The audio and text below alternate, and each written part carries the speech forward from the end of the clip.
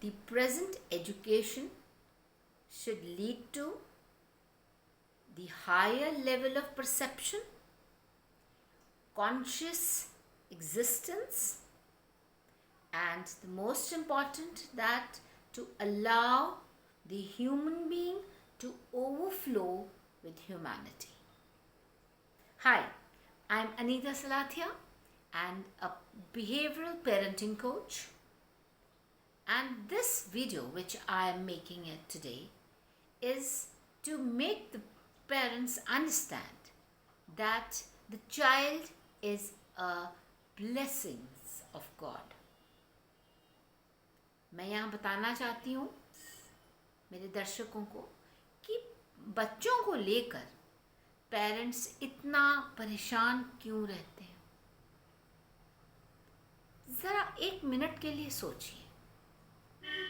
बच्चे भगवान की देन है, ये तो हम सब कहते हैं, बट क्या हम इस चीज़ को समझते हैं कि बच्चे भगवान की देन है?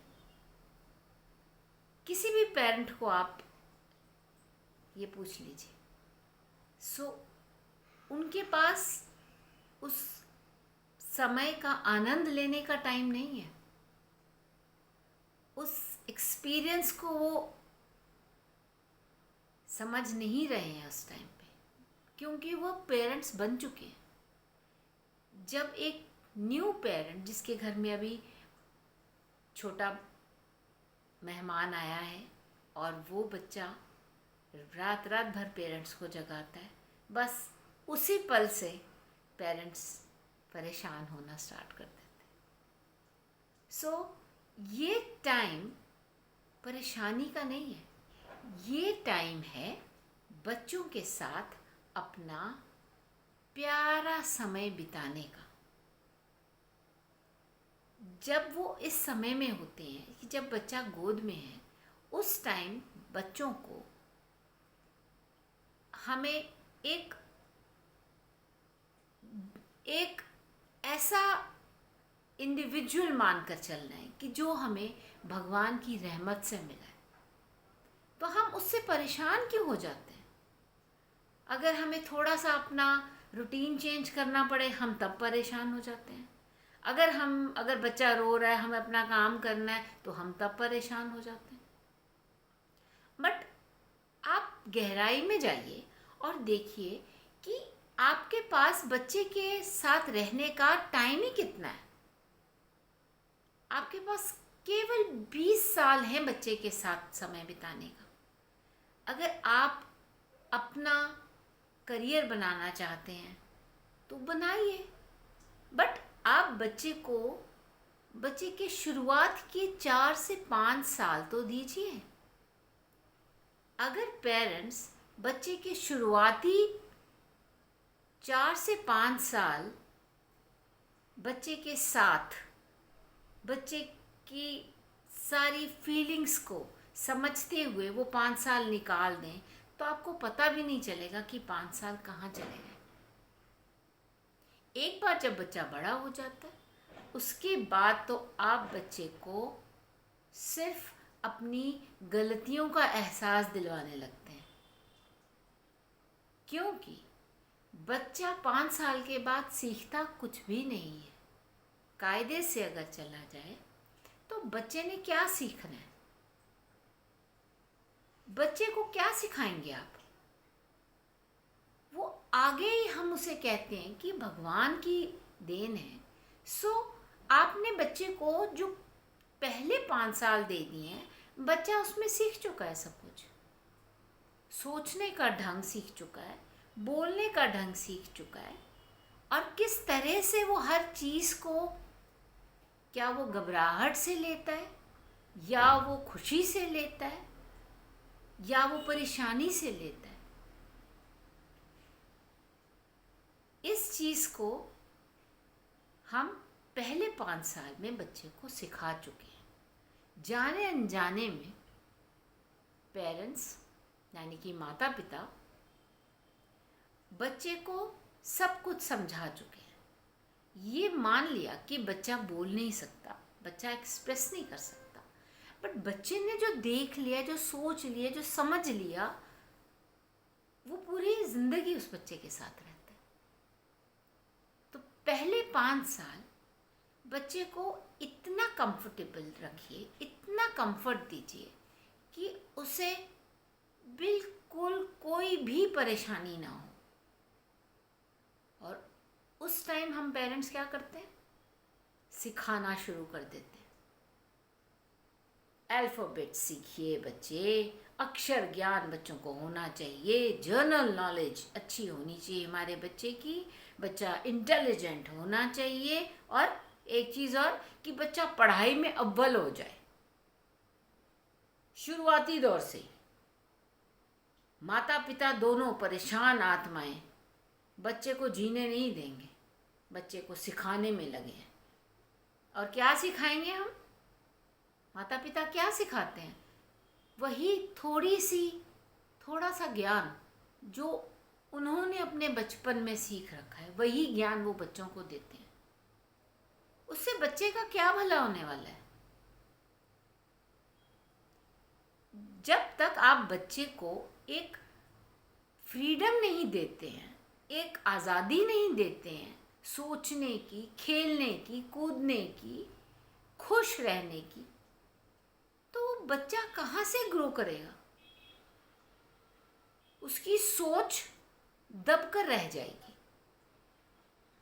And usually what we parents are doing these days, हम यही तो गलत कर रहे हैं बच्चों के साथ।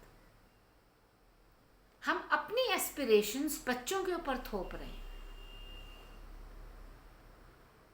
कुछ पेरेंट्स तो इस हद तक चले जाते हैं कि इन केस वो किसी मुकाम पर नहीं पहुंचे हैं तो वो पूरी जान लगा देते हैं बच्चों, चाहे उससे बच्चों का बचपन ही क्यों ना छीन लिया जाए। परेशान रहेंगे, और जब तक कि उनकी परेशानी ख़त्म होगी तब तक देखेंगे कि बच्चा 15-20 साल का हो गया। जब बच्चा 14-15 साल का हो जाता है, उसके बाद एक उसमें हार्मोनल चेंजेस आती हैं, उसके शरीर बढ़ने लगता है, मन बढ़ने लगता है, हर चीज़ डेवलप होने लगती है, सोचने की शक्ति बढ़ जाती है। तो फिर हमने एज अ पेरेंट्स क्या किया बच्चों के लिए? If we are so ambitious, अगर हम इतना सोच रहे हैं कि बच्चे को ये फलां करना है, बच्चे ने आईआईटी पे जाना है, बच्चे ने मेडिकल में जाना है, ये बच्चा नहीं सोच रहा है, ये हम सोच रहे हैं, बिकॉज हम महत्वाकांक्षी हो रहे हैं। ये जो हमारी जनरेशन है, ये केवल मनी मैटर्स में ही तोलती है हर चीज़। बच्चे का जो अपना अस्तित्व है, बच्चे की इंडिविजुअलिटी है, उसे क्यों नज़रअंदाज कर रहे हैं? इस सोसाइटी में, हमारे सोसाइटी में आपने देखा होगा, जो पेरेंट्स खुश रहते हैं और वो अपने बच्चों को भी खुश रखते हैं, और उनके बच्चे दिन दुगनी रात चौगनी तरक्की करते हैं। ये नहीं है कि वो पढ़ने में बहुत होशियार होंगे, या उनके पास बहुत पैसा है, या उनके पास बहुत अच्छे सहूलतें हैं, ऐसा कुछ नहीं है। जिन माता पिता के पास कुछ भी नहीं होता है, अगर वो अपनी सोच को एक पॉजिटिव डायरेक्शन दें, एक दिशा दें कि भाई हमने बच्चे को उस तरह से तैयार करना है कि बच्चा खुशी हो या गम हो, बच्चा उस चीज़ को प्रॉपरली हैंडल करना सीख जाए। ईशा गुरु ठीक कहते हैं कि बच्चे को एक खुला माहौल चाहिए। और जब भी हम घूमने जाते हैं, हम क्या करते हैं? बच्चों को मॉल्स में लेकर जाते हैं, बच्चों को मूवीज़ दिखाने ले जाते हैं। चलो जी, बच्चों पे बड़ा मेहरबान हो गए, बड़े खुश हो गए, चलो आज मूवी देखने चलते हैं, चलो आज मॉल्स में चलते हैं, होटल्स में ले जाएंगे, बाहर खाना खाएंगे। Don't you think so we are creating a mess for our children? हमारे बच्चे क्यों ना खुला माहौल देखें क्या आप बच्चों को नेचर के पास नहीं लेके जा सकते? टेक देम टू माउंटेन्स, पहाड़ी इलाके में ले जाएं, बच्चों को बाग बगीचों में ले जाएं, बच्चों को फल और फूल के बगीचों में लिया जाए, फूलों को देखें, फूलों को अप्रिशिएट करें, नेचर से जुड़ाव हो जाए बच्चों का। उससे वो बच्चे कभी भी इलेक्ट्रॉनिक गैजेट्स के साथ नहीं लगेंगे, जो कि आजकल का सबसे बड़ा मसला है। माता पिता और अभिभावक इसी चीज़ से बहुत परेशान है। और वो परेशानी कहाँ से शुरू होती है? वो पेरेंट्स खुद से शुरू करते हैं। पहले सोचते हैं कि बच्चे छोटे हैं, बच्चों को क्या पता चलेगा, बच्चों के सामने ही मोबाइल्स पे लगे रहेंगे, बच्चों के सामने ही रूडली बात करेंगे। बट आप इस गलत फहमी में मत रहें। वो बच्चा नहीं है, वो आपका आईना है। आप जैसी हरकतें करेंगे, बच्चा उसी तरह से आपकी हरकतों को पकड़ेगा। जाने अनजाने में आप इतनी गलतियां कर बैठते हैं, और जब वो बच्चा बड़ा होगा और बिल्कुल आप ही की तरह से बिहेव करेगा सोसाइटी में, तब आप परेशान हो जाओगे। फिर आप उसे रोकने टोकने की कोशिश करोगे, पर तब काफ़ी देर हो चुकी होगी। So, my message in this video is that please give a natural environment to your child और अपनी हरकतों पर नज़र रखिए। पहले बच्चों की हरकतों पर बाद में, पहले अपनी हरकतों पर नज़र रखिए कि कहीं आपकी हरकतें बच्चों के मन में कोई द्वेष भावना तो नहीं डाल रहे हैं। आप अगर उनके सामने दान पुण्य करते हैं तो बच्चा उस टाइम नहीं बोलता है, बट बच्चे के दिलो दिमाग पर वो चीज़ छा जाती है।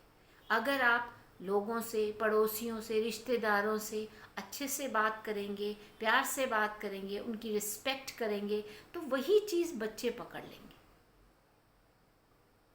गलती से भी बच्चा कभी रूड नहीं होगा।